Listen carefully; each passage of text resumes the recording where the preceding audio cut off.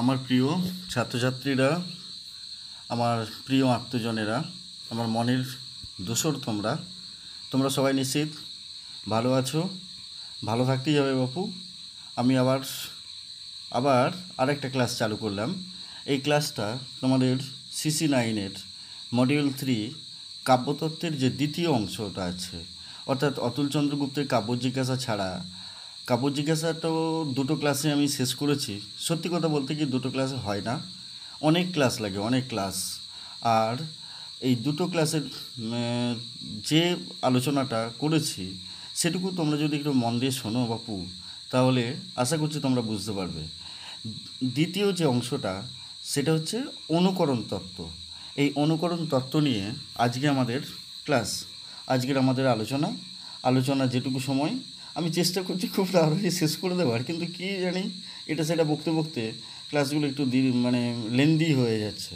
তবু তোমরা বাবু ধৈর্য রেখো। আমি প্রথমে একটা গল্প দিয়ে শুরু করি। আমি ইদানিং লিখি, টুকটাক লিখি, ছাই পাঁচ উল্টো পাল্টা হাবি জাবি যা হোক লিখি। ফেসবুকে পোস্ট করি, হোয়াটসঅ্যাপে পোস্ট করি, হোয়াটসঅ্যাপের স্ট্যাটাস, ফেসবুকের স্ট্যাটাস, এখানে ওখানে নানা রকম পত্র পত্রিকা তো আছেই, বিভিন্ন পত্র পত্রিকায়। তো ফেসবুকে একটা লেখা লিখেছিলাম একদম রিসেন্ট। তো সেই ফেসবুকের একটা লেখায় আমারই ছাত্রছাত্রী মূলত অনেকেই কমেন্ট করে। তার মধ্যে তাদের কেউ কেউ এখন স্কুলের শিক্ষকতা করছেন, শিক্ষকতার সঙ্গে জড়িয়ে, এবং তারা মাস্টারমশাই। তো এরকমই একজন একটা কমেন্ট করেছে যে কবিতাটার বিষয়বস্তু ছিল মোটামুটি জীবনানন্দকে কেন্দ্র করে, এবং জীবনানন্দের কবিতার অনেকটাই অংশ জুড়ে। এবং সেই কবিতার তে এক ছাত্র কমেন্ট করার পর আমার ইনবক্সে, মেসেঞ্জারের ইনবক্সে এক কবি হঠাৎ আমাকে একটা কমেন্ট করে পাঠান যে আপনার লেখাটাই, কবিতা লেখাটাই যে অমুক একজন কমেন্ট করেছে সেটা তো পুরোপুরি প্যারোডি মাত্র, এবং কিছুই বলা যেতে পারে নিয়ে বিনিয়ে আমার কবিতাতে একটা কমেন্ট করেছে। আমি তাকে বললাম যে দেখো বাপু, দেখুন আপনি কবি, আপনাকে কি বলি। তো আমার কাছে আমার ছাত্রছাত্রীরা খুব প্রিয়, ভীষণ প্রিয়। আমার আত্মজন তারা, আমার মনের দোসর তারা, আমার মনের জানালায় তারা প্রতিনিয়ত যাতায়াত করে। আর তারা আমার খুব আপনজন, আমার খুব নিকট ইষ্টি কুটুম। তো বললাম তারা যাই লিখুক না কেন আমার কবিতাতে, আমার সেটা বড় পাওনা।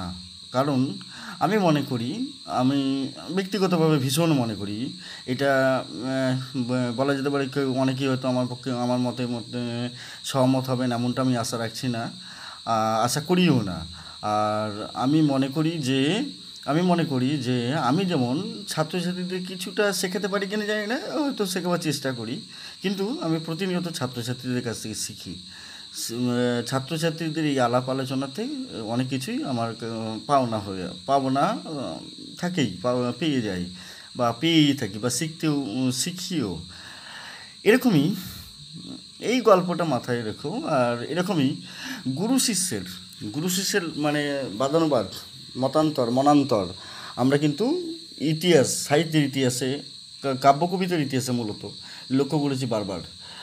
একজন গুরু আর একজন শিষ্য, তারা নাম করা পৃথিবীব্যাপী, পৃথিবী জোড়া তাদের নাম জানেন। প্রায় দর্শন, ইতিহাস, সমস্ত দর্শন, ইতিহাস, কাব্য, সাহিত্য, শিল্প, ললিত কলা, ভাস্কর্য, সব ক্ষেত্রেই প্রায়।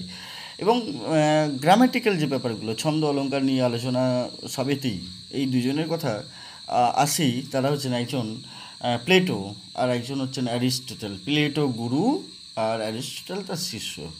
প্লেটো যে গ্রন্থটা লিখছেন সেই গ্রন্থটা হচ্ছেন রিপাবলিক, আর অ্যারিস্টটল যে গ্রন্থটা লিখছেন সেই গ্রন্থটা, অনেক গ্রন্থ লিখেছেন, একটা গ্রন্থ লেখেননি, প্লেটোও তাই।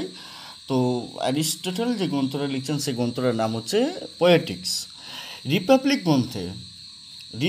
গ্রন্থের দশম অধ্যায়, তার সঙ্গে আরও একটা অধ্যায় যোগ করে নেওয়া যেতে পারে, তৃতীয় অধ্যায়, মূলত দশম অধ্যায়।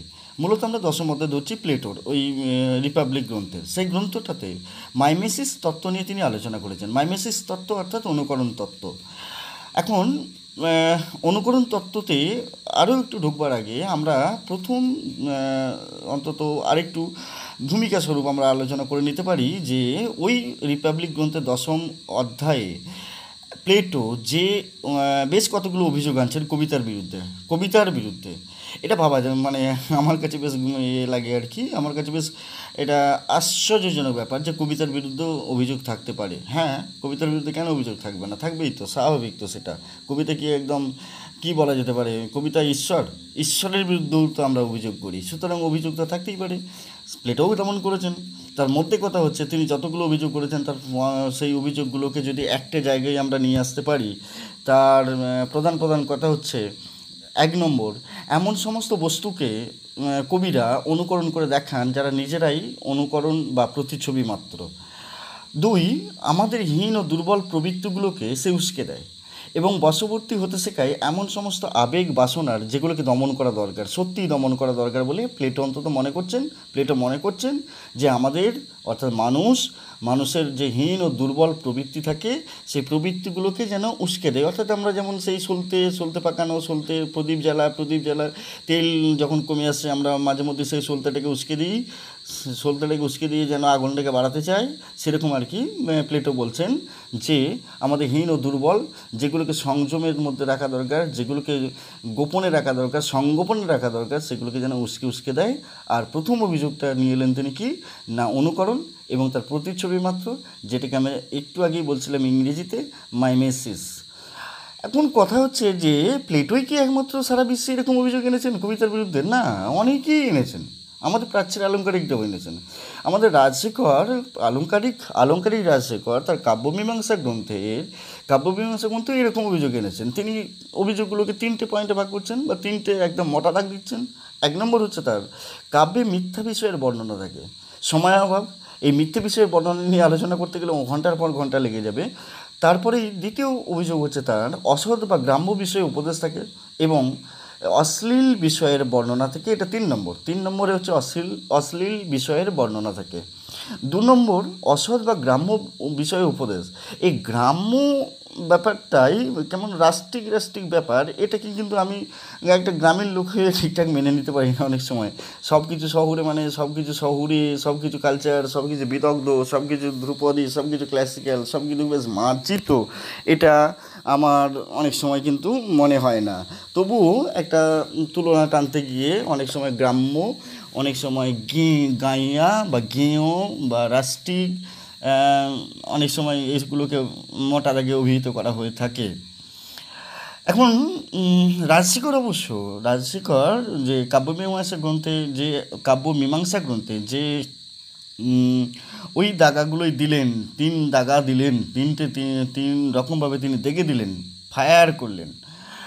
সেগুলোও কিন্তু লক্ষ্য করবার বিষয় যে রাজশেখর নিজে কিন্তু প্রসঙ্গগুলো তুলছেন, প্রসঙ্গগুলো প্রস্তাবে নিয়ে আসছেন, আবার সেই প্রস্তাব থেকে তিনি প্রস্থান করছেন এবং খণ্ডন করে তিনি সেই আপত্তিগুলোকে গ্রাহ্যই করছেন না কিন্তু।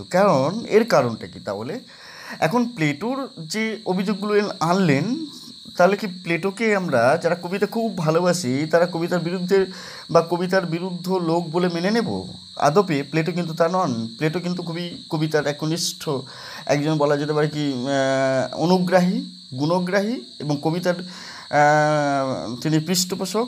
যদিও এরকম একটা কথা প্লেটো বলেছিলেন যে তিনি যদি কল্পনার একটা সাম্রাজ্য পান, কল্পনার একটা রাজ্যের তিনি যদি অধীশ্বর হয়ে ওঠেন, প্রথম নির্বাচিত করবেন কবিদের। এখন প্রশ্ন হচ্ছে কোন কবিদের তিনি নির্বাচনে পাঠাবেন? যে কবিরা শান্ত, সুশীল এই শব্দটা নিয়েও আপত্তি আছে আবার অনেকেরই। তো সুশীল এবং সুপরিমিত এবং মার্জিত, যাদের কবিতা পড়লে একটা সনাতন ব্যাপার স্যাপারগুলো বা বিষয়গুলো পাঠক সমাজ, মানব সমাজ বেশ গ্রহণ করে নেবে, আদর করে নেবে, আদরণীয় হয়ে থাকবে বা আদর্শ হয়ে থাকবে, সেই সব কবিদের কিন্তু তিনি একদমই কল্পনার সাম্রাজ্য থেকে নির্বাচনে পাঠাতে চাইছেন না। তাহলে কাদের পাঠাতে চাইছেন তাদেরই যারা একটু ওই যে হীন, দুর্বল, সংগোপনে থাকা প্রবৃত্তি অনুকরণ করেন, প্রতিচ্ছবি মাত্র তৈরি করেন, তাদের বিরুদ্ধেই কিন্তু তার যত কথাগুলো বলবার। এক্ষেত্রেই আমরা এই মানে ছায়ার অনুকৃতি বা অনুকরণের অনুকরণ বা যেটাকে ইমিটেশন অফ ইমিটেশন অর্থাৎ বা ইমিটেটেড হিসাবে আমরা দেখতে চাইছি। অর্থাৎ যে যে আমাদের ক্লাসের বিষয় যেটা অনুকরণ তত্ত্ব, সেই তত্ত্ব নিয়ে প্লেটো কি বলেছিলেন আমরা বরং একটু ইংরেজিতে দেখে নিই। Poetry the false siren, the imitator of things which themselves are shadows, এই শব্দগুলো মনে রাখার চেষ্টা করো।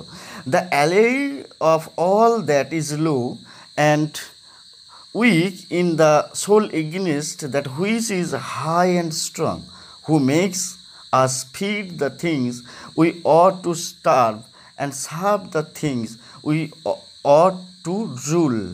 অ্যারিস্টটলের কাব্যতত্ত্ব ইনকাম বাই ওয়াটার, কিন্তু এটা তর্জমার ভূমিকা অংশ বলা যেতে পারে। তাহলে রিপাবলিক গ্রন্থে নানান দৃষ্টান্ত তিনি ব্যাখ্যা করেছেন। তার মধ্যে কথাটা এই যে জাগতিক যেসব বস্তু আমাদের চতুর্দিকে আমরা দেখতে পাই, তাদের প্রত্যেকটির পিছনে রয়েছে এই বস্তু সম্পর্কিত ধারণা। এই এই আইডিয়াটা, এই শব্দটা আইডিয়াটা যে কোনো একটা বস্তু, সেটা চেয়ার হতে পারে, টেবিল হতে পারে, গ্লাস হতে পারে, থালা হতে পারে, বাটি হতে পারে, পেনদানি হতে পারে, কলমদানি হতে পারে, যে কোনো একটা বস্তু হতে পারে।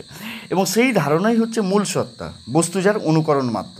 ধারণাটা অর্থাৎ আইডিয়াটা বা কনসেপশন যেটা আমার ভাবনার জগতে ছিল, সেটাই প্লেটো বলতে চাইছেন মূল। এবং তা থেকে যখন বস্তুটা আসছে, সেটা হয়ে যাচ্ছে অনুকরণ। সেদিক থেকে দেখতে গেলে ছুতোর মিস্ত্রি যে টেবিল বানাচ্ছেন, সেই টেবিলও আসলে টেবিল সংক্রান্ত ধারণা বা টেবিলের মূল সত্তার অনুকরণ ছাড়া আর কিছুই নয়, এটাই প্লেটো বলতে চাইছেন। ফলত কোনো শিল্পী যখন সেই টেবিলটিকে এঁকে দেখান, তখন সেটা অনুকরণ হয়ে দাঁড়ায়। প্লেটো বলেছেন বস্তুত মূল সত্তার স্রষ্টা হচ্ছেন ঈশ্বর, এবং ঈশ্বর যদি স্বয়ং একটি টেবিল বানাতেন, তাহলে তার বানানো সেই টেবিল একটি মৌলিক সৃষ্টি বলে গণ্য হতে পারত। কিন্তু যে জন্যই হোক তা তিনি বানাননি। কেন বানাননি সেটা প্লেটো কিন্তু ব্যাখ্যা করেননি। এখানেই ধোঁয়াশা যে ঈশ্বর যদি সমস্ত কিছু নির্মাণ করেন, god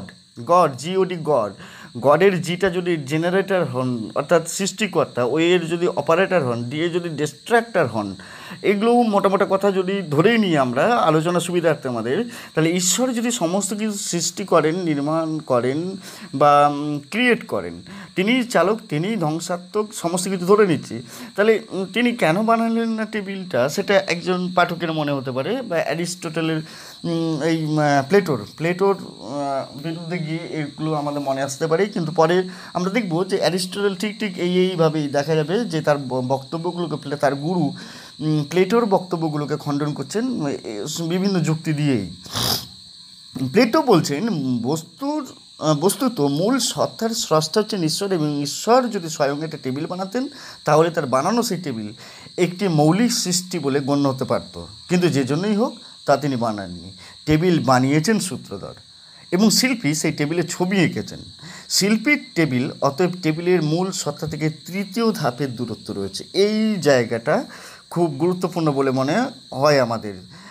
The work of the artist is at the third remove from the essential nature of the thing. এই রিপাবলিক গ্রন্থেই তিনি বলছেন তৃতীয় সত্তা থেকে দূরে রয়েছেন।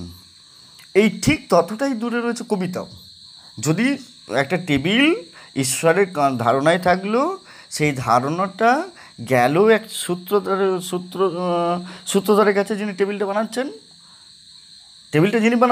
তার কাছে গেল সেই সূত্রধর টেবিল একটা কাঠ, সেটা মেহগিনি কাঠ হতে পারে, শালসেগুন হতে পারে, যে কোনো কাঠ, আম জাম কাঠ, নানা রকম কাঠ দিয়ে তিনি কী করলেন, একটা টেবিল খাড়া করলেন, টেবিল তৈরি করে ফেললেন, বানিয়ে ফেললেন। সেই টেবিলটা দেখে যখন একজন শিল্পী, আমি ধরে নিচ্ছি শিল্পী ভ্যান গগ, পাবলো পিকাসো, কিংবা আমাদের অবনীন্দ্রনাথ ঠাকুর, কিংবা নন্দলাল বসু থেকে শুরু করে, কিংবা রামকিঙ্কর বেইজ, কিংবা আমাদের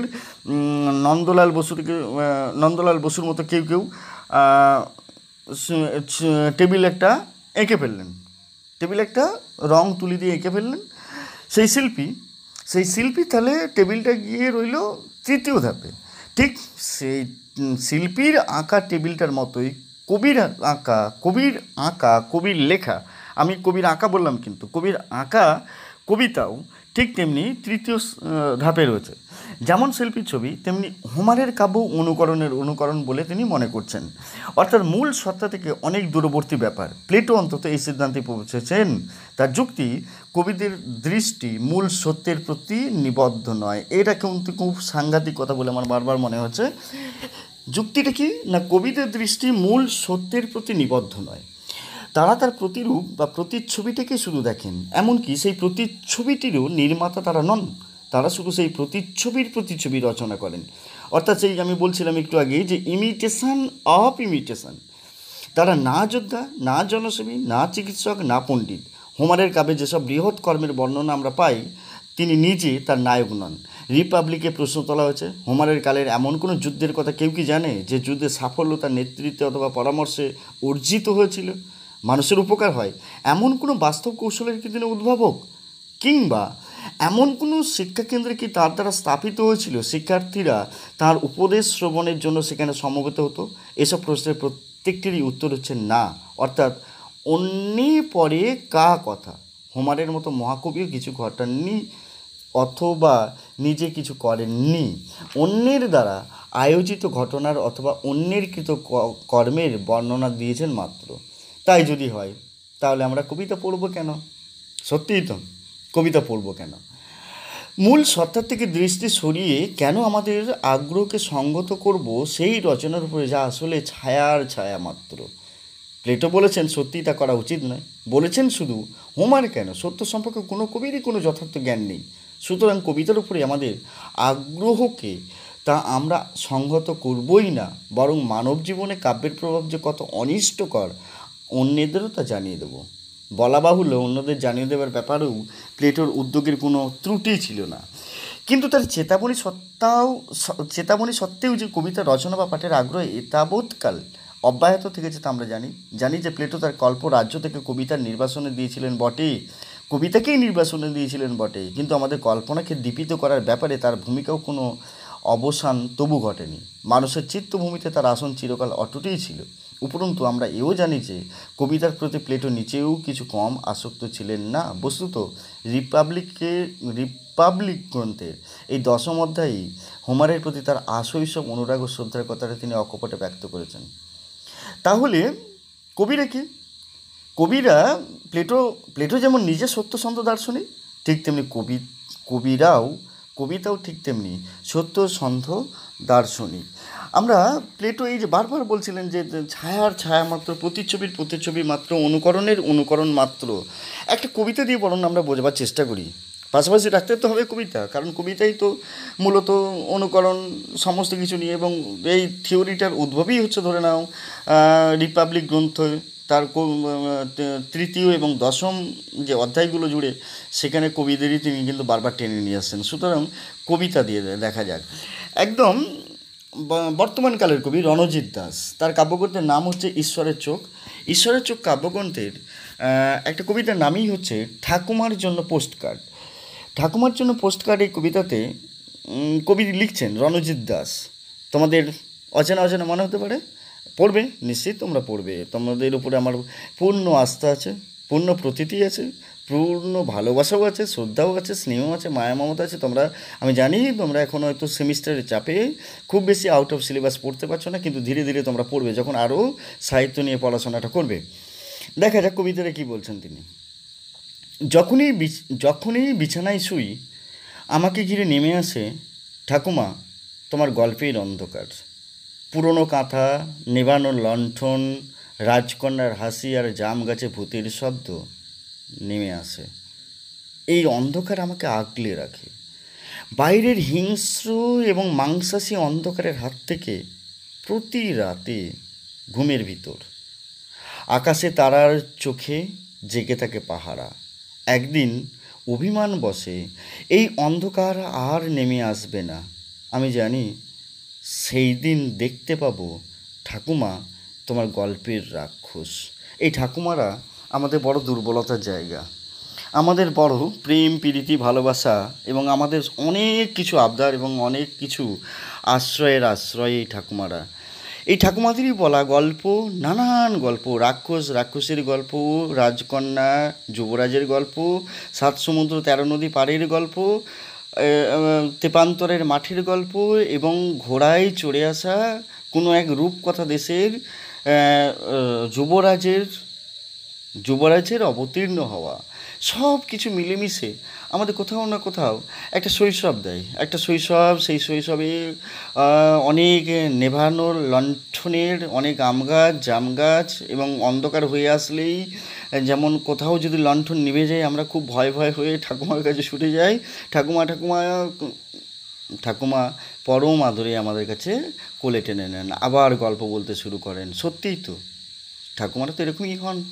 সেই ঠাকুমারাই যদি একদিন হারিয়ে যান যদি একদিন ঠাকুমারাই যদি সেই আকাশের তারা হয়ে যান, আকাশের অন্ধকার হয়ে যান এবং অন্ধকার রাত্রি হয়ে যান, আমি কাকে খুঁজে ফিরবো তখন?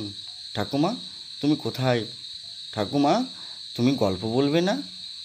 ঠাকুমা কি তখন নিজেই গল্প হয়ে যান?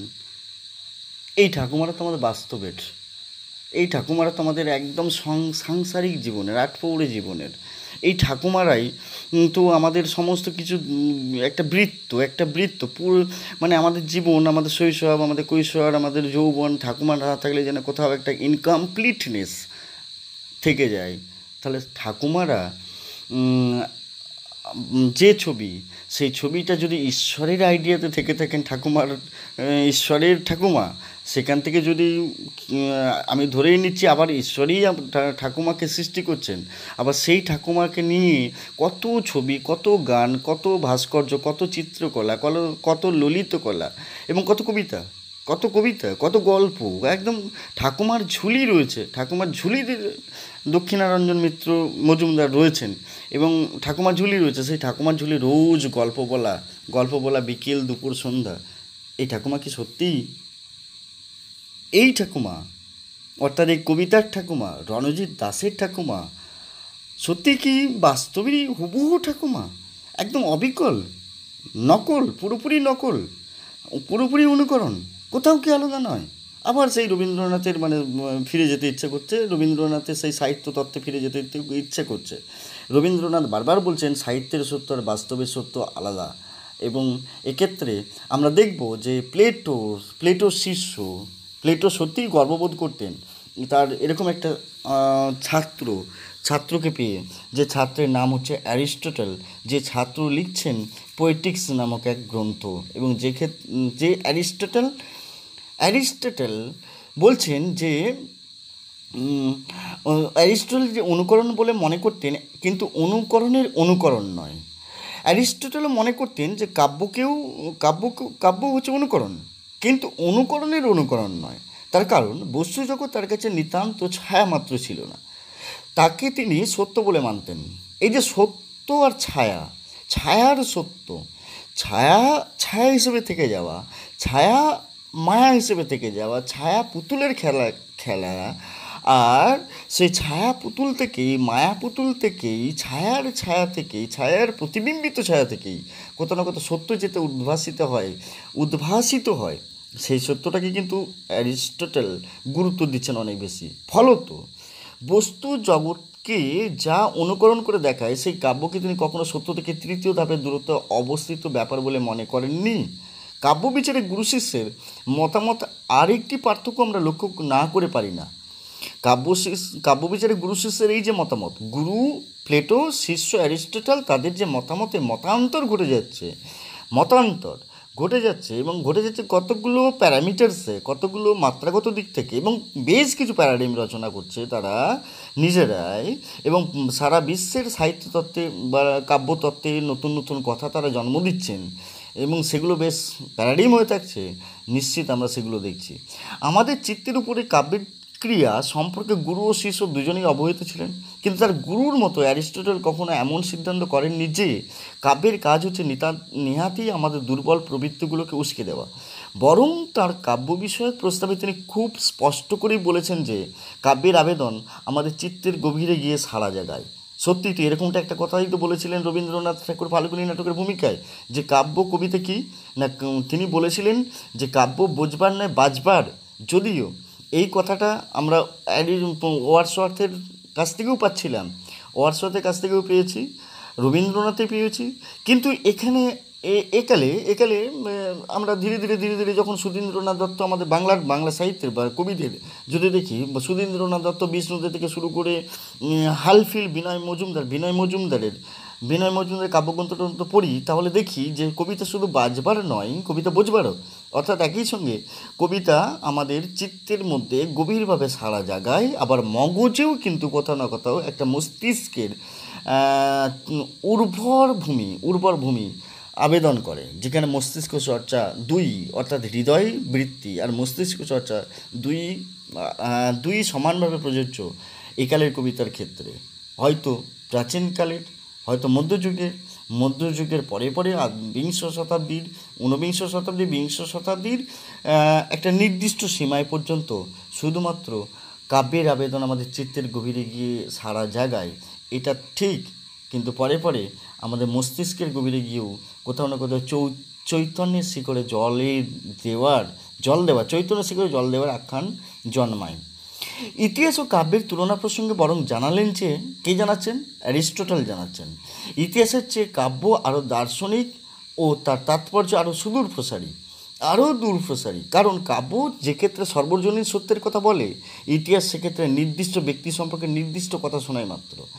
এই কথাটাই তিনি বলছেন, কথায় না কাব্যতত্ত্ব, তার পোয়েটিক্স গ্রন্থে বলছেন, যেটা ইনগাম বাইওয়াটারকৃত তর্জমা। Poetry is something more philosophic and of greater importance than history, since its statements are of the nature rather of universal, whereas those of history are singulars. তাহলে অ্যারিস্টটল যে বলছেন সাহিত্য বিচারে এই পদ্ধতির মূল্য যে কতটা তা আমরা জানি। এই যে পদ্ধতির কাছে তো আমাদের বারবার যেতে হবে, কিন্তু শুধু এই পদ্ধতির নির্দেশ দিয়ে ক্ষান্ত হচ্ছেন না অ্যারিস্টটল। এই সঙ্গে তিনি আরও একটা কথা আমাদের জানিয়ে দিচ্ছেন কাব্য বিচারের ব্যাপারে, যা কিনা আরও জরুরি। ইতিপূর্বে তিনি আমাদের বলেছেন যে কাব্য কীভাবে নির্দিষ্ট সীমাবদ্ধ সত্যকে অতিক্রম করে সর্বজনীন সত্যের ক্ষেত্রে পৌঁছে যায়।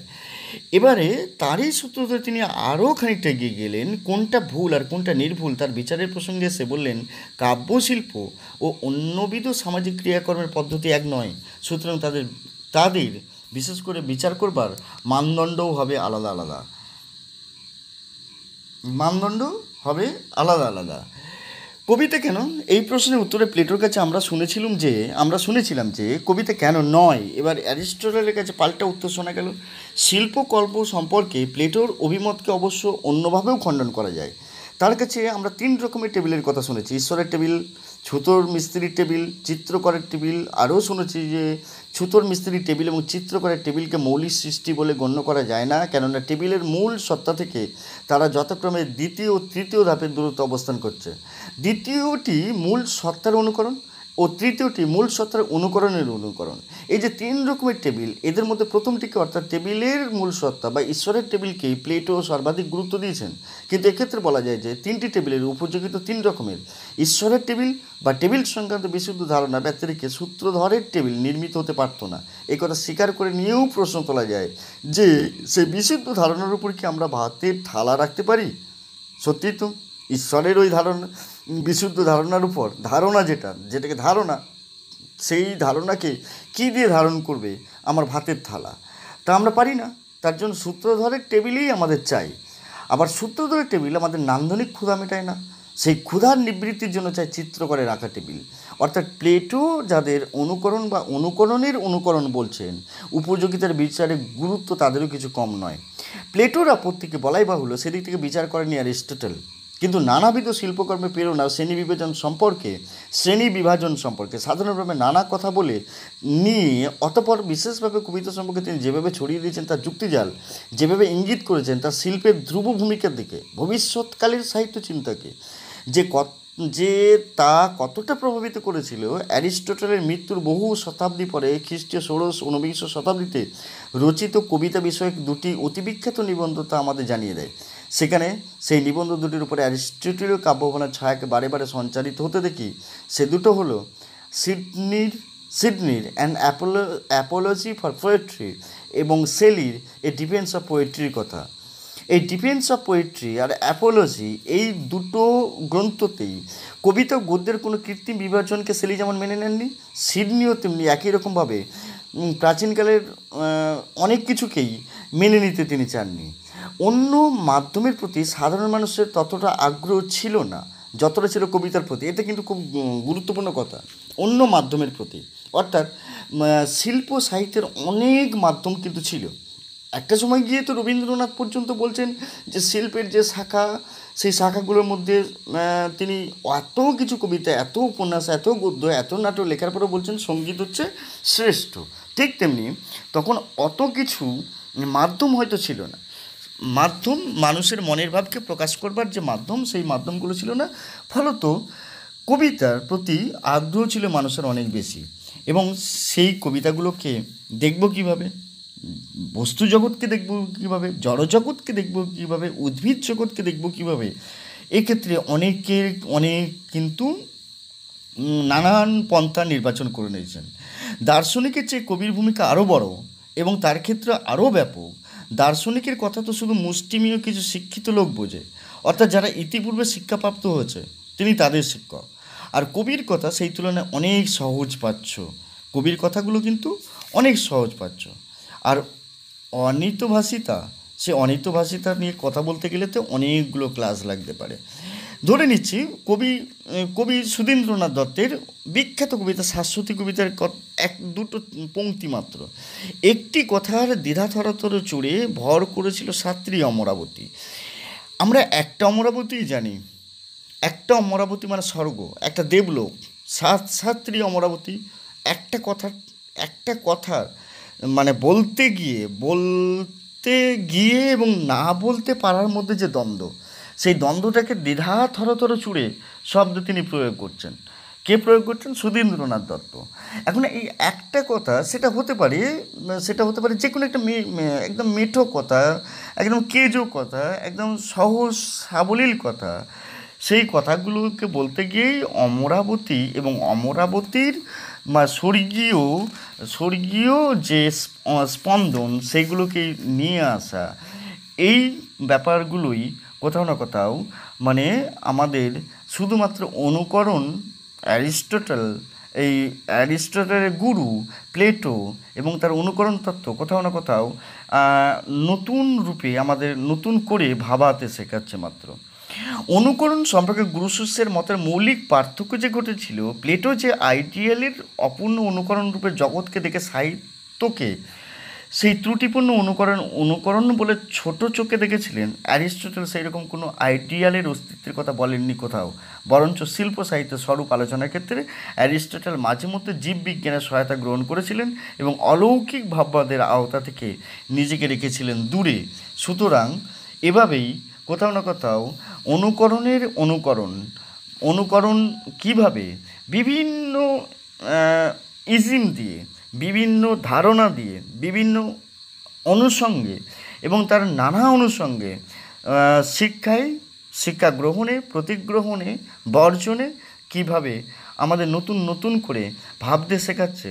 আমরা যারা ইমপ্রেশনিস্ট, আমরা যারা এক্সপ্রেশনিস্ট, আমরা যারা সিম্বলিস্ট, আমরা যারা সুরিয়ালিস্ট এবং সমাজ বাস্তববাদী যারা, সোশিও রিয়ালিস্ট যারা, তাদের ক্ষেত্রে একটা সৃষ্টি প্রক্রিয়া, প্রকৃতি জগতের সৃষ্টি প্রক্রিয়া, শিল্পীর সৃষ্টি কৌশল, শিল্পের উদ্দেশ্যের পার্থক্য, সমস্ত কিছুগুলো নিয়ে কোথাও না কোথাও আমরা কিন্তু সত্যিই মানে আমরা প্রকৃতিতে যা আছে, বাস্তবে যা আছে হুবহু, বা আমাদের ধারণার জগতে যা ছিল, সেই ধারণার জগৎ অর্থাৎ একটা আইডিয়ালিস্টিক ওয়ার্ল্ড, সেই আইডিয়ালিস্টিক ওয়ার্ল্ডের সঙ্গে মেটারিয়ালিস্টিক ওয়ার্ল্ড বা আমাদের জগৎ, বাস্তবিক জগৎ, চলমান জগৎ, জায়মান জগৎ এবং তার একটা কাউন্টার ওয়াল তৈরি করে নেওয়া প্রতিজগৎ।